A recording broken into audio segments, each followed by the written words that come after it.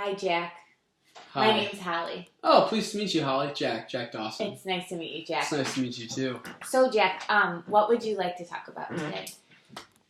There's nothing in particular that I came with anything on my mind. I was suggested to come here by a coworker that I work with and talk to you a little bit, and he said to give you a call and come talk to you. Okay. I just wanted to ask you, is it okay if I take some notes? I just want to jot some things down as we talk. That's fine. I've never had anyone take notes of me before, but that's okay. Okay. So you said some friends? Well, just one friend in particular. Yep. Oh, okay. And has he had counseling experience before? He has, yeah. I think with you, actually. I don't know if I'm allowed to say his name or not. But... Okay. No, okay. That's okay. Okay. So what do you do, Jack? What do you do for a living? I'm a construction worker. Construction worker? How long have you been doing that for? Let's see. I've been out of school for a few years now. 6 years? 6 years. Okay. Yeah. That's a long time. Yeah. It's kind of on and off, though, because it's, we don't work during the winter or anything. Oh, okay. Yeah, so. Do you live on your own? Do you live with No, I live with my girlfriend right now. Going through kind of a rough patch with family, so it's just a better decision to move in with her and just sort of combine our finances together and be able to take care of things as far as utilities and things like that together. How long have you guys been dating? We've been dating, oh man, been dating for quite a while now, but kind of off and on for the past 3 years. Dated other people, but it just started to get really serious when we moved in with each other about 6, maybe 7 months ago. Oh, okay. So you've been living together for a while then?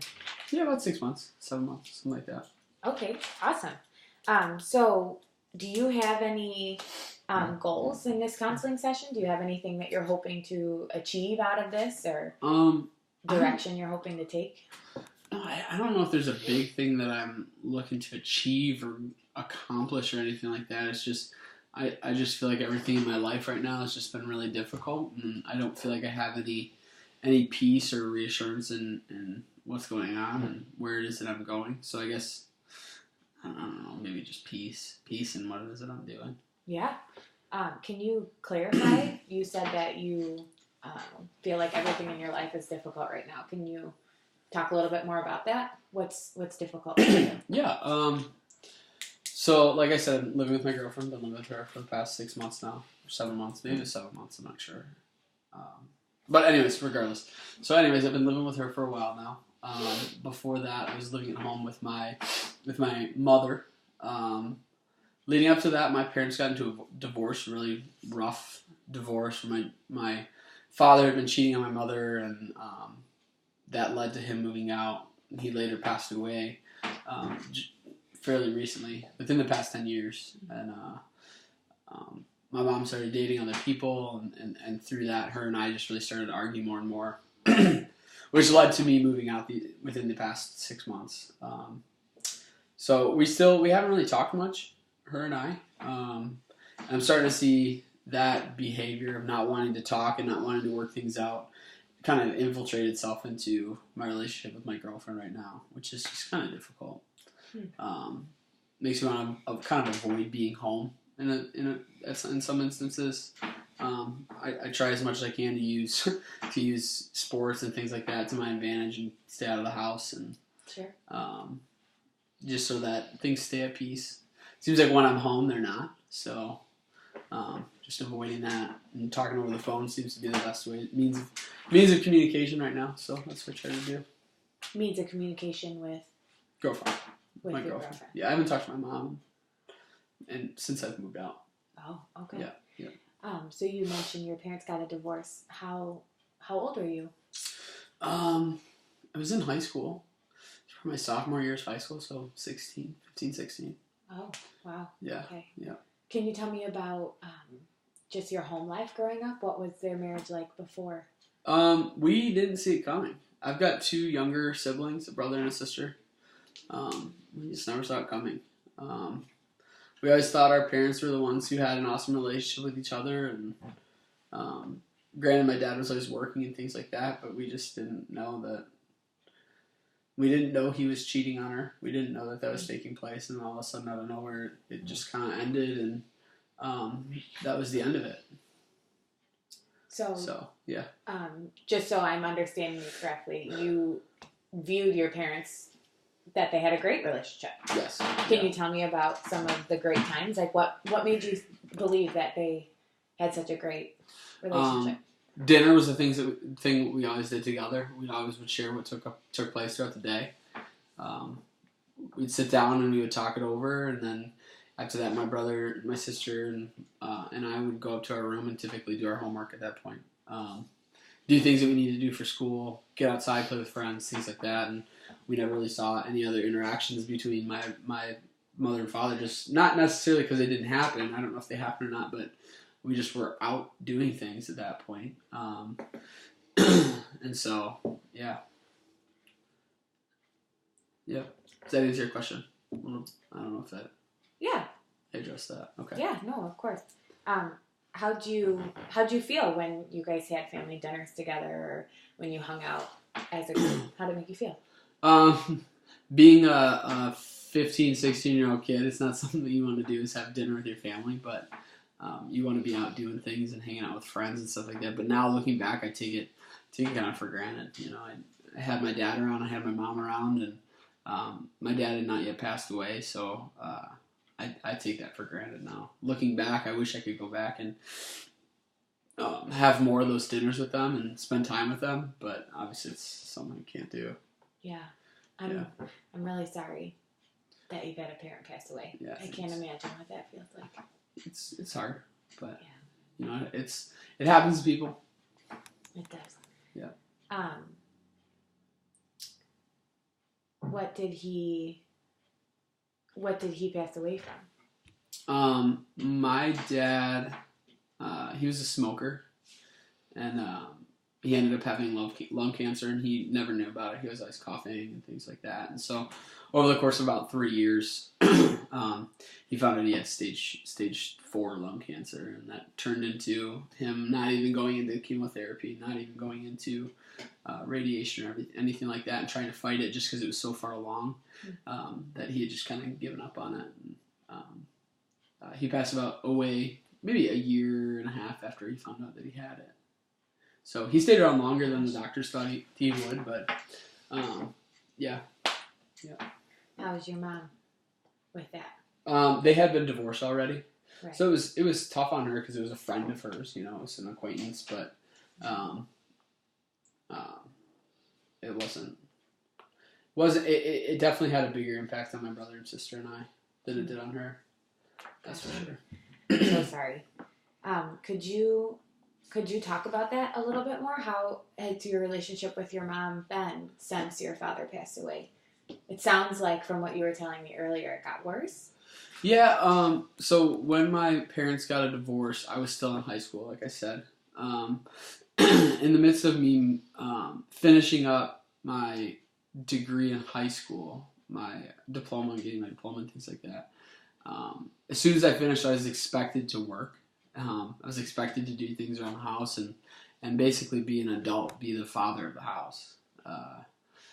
I wanted to go to school. I wanted to be a veterinarian. It was what I was going to school for. I was working as hard as I could to try and accomplish that. I started off in Macomb at a community college around here, and my plan was to transfer them to Michigan State and finish that up. I made it to my second year at the community college, and just between working 60 hours a week and trying to go full-time in school, it just wasn't possible.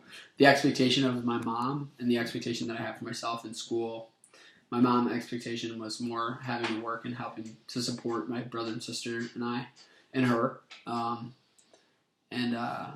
Mine was to finish school and to do my best. So having those two clash and having to trying to be kind of a little bit of a people pleaser in that and trying to help my mom just ended up not happening. I dropped out of college about a year ago, 6 months before I moved in with my girlfriend. We were dating at the time, and yeah, that's what kind of led to that. But answer your question, our relationship really took a turn for the worse when I wanted to go to school, when I wanted to try and better myself and become better. She got really angry at that. She she wanted me to help support. She wanted me to help do things around the house and be the father figure that my brother and sister needed to have. And I was doing my best. I was trying as hard as I possibly could to do that. But, for a 20-year-old kid to try and do that, a 21-year-old kid to try and do it, it was so hard. It was too difficult. Sounds like you have a lot of pressure. Yeah, I'd say that. That's true. Do you feel as though you're placing the blame on your mom for not finishing school? No. Or do you feel that was a personal decision that you... I don't know if necessarily it was even a decision. I was worn to the bone. I had nothing left to give. You know what I mean? Like, I was doing everything I could at work, and then it was go to school at midnight, and then wake up in the morning and do the same thing over again. I was getting 4 hours of sleep every day. I was working over the weekends. I just had nothing else to give, and something had to break, and it happened to be school. Yeah. I'm still happy with where I'm at right now. I'm doing construction. Sure. I'm making, $15 an hour, and I have full-time hours and more than that, and I'm able to collect unemployment during the winter months. But it's just, I wish I could go back, and try and fix that. But what do you mean by that? You wish you could go back to what? To school. I'd love to go back. I feel like that's where I'm supposed to be. That's what I'm supposed to be doing, and not doing it right now. Can I ask why? Well, the expectation is still on me to be working and doing what I'm supposed to be doing working-wise and helping support the people that I'm with. And so that expectation is still on me. I feel it's still on me, by my girlfriend even, to do that. To work, you're saying? Yeah, to help support and help pay the bills and things like that. So could you tell me just a little bit about what actually broke the camel's back with your relationship with your mom? You had said you hadn't talked to her in a while.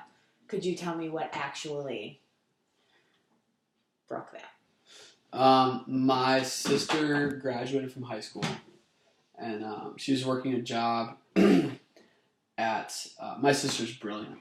She's a beautiful girl, but she's super smart. Like the person you would want to have doing surgery on you if you ever went under the knife. She's great. And she had received a scholarship to Michigan, the University of Michigan.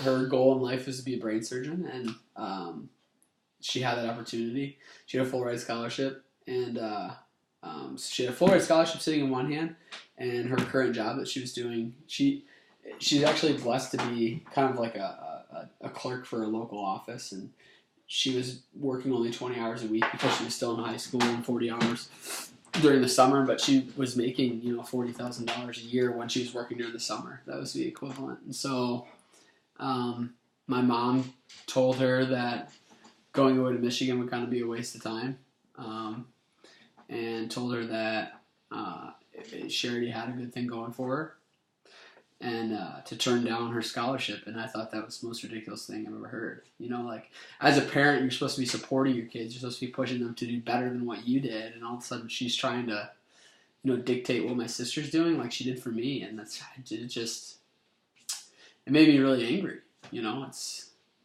That's not something I would ever tell my kid. And now she's telling it to her daughter. It was super frustrating for me. I couldn't understand how anyone would do that. And so it was after that? It was at that moment that kind of set it off, and then over the course of 2 or 3 weeks, it led to me moving out. Yeah. Wow. That is a lot. Sounds like your sister's a really awesome person. Though. She is, yeah. Do you still maintain a good relationship with her? Yeah, and your brother? I do, yeah. I see them multiple times a week, even though I'm working a ton. My sister now, she just recently turned 21, so I took her out for her first drink just recently. She was super excited, and that was pretty awesome. But yeah, I do maintain a pretty good relationship with them, talking to them, texting them, calling them, and things like that, yeah. Okay. So I was just thinking about, as you were talking, what would be your ideal situation in all of this with your frustration of pausing college and you also living with your girlfriend. You said you were in kind of a rough patch with that as well, and with the struggle with your mom. What would be your ideal situation? My ideal situation for coming to... With everything. So with everything going on in my life right now, or with everything, with me coming to you? What is it? No, meaning just with, we can take it step by step. So with your mom, what would be your ideal situation with her? I would love for that relationship to be repaired in some way, but I don't know if that's ever going to happen until she sees where her faults and false expectations are for other people. I don't know if that's ever going to be fixed. I'd love for it to be, but there's only so much effort and fighting that I can put in, and then if it's not reciprocated, it's not going to work. But I would love to see that repaired.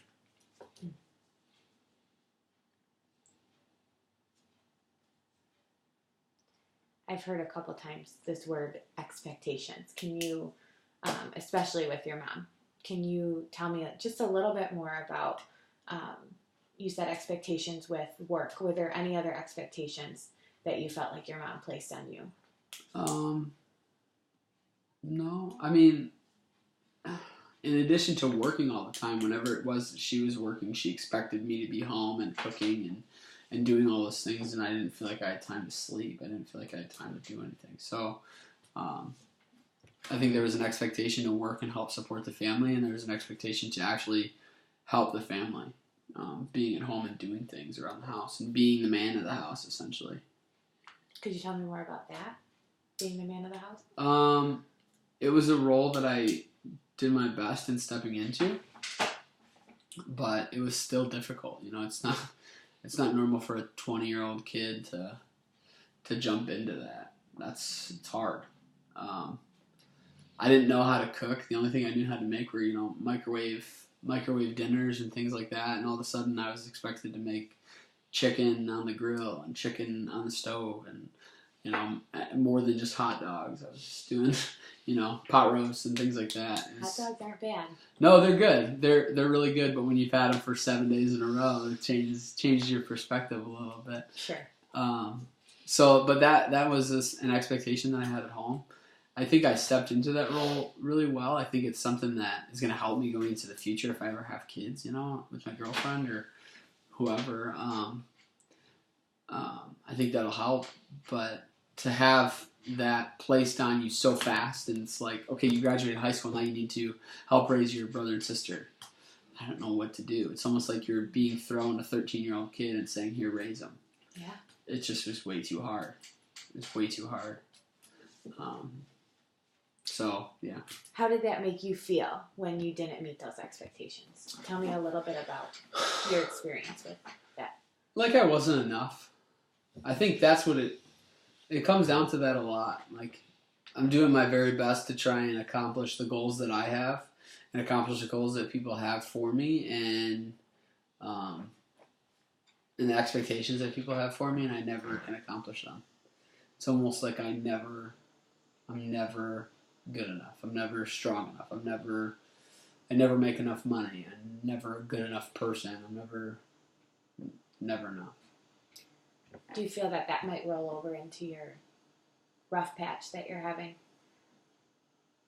with your girlfriend? Do you feel those same emotions? Yeah. Yeah, sometimes. Yeah. Can you give me a detail or a specific example of a time where you felt that you weren't enough in the eyes of your girlfriend? She had a really rough relationship with a person before she started dating me, and that often comes up a lot.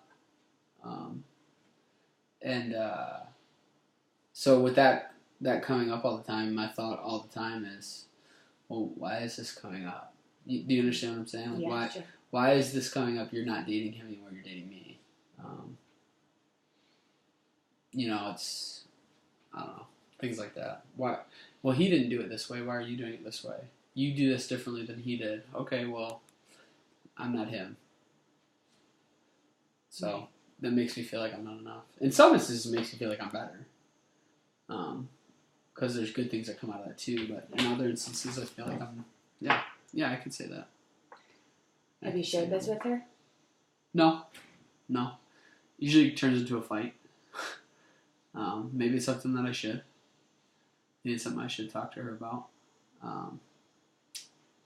Because I try and keep my relationships in the past away from, like I've shared with her things that have happened and relationships that I've been in, but I've never brought that into our relationship, and that's something she continues to do. It sounds like it's something I should talk to her about.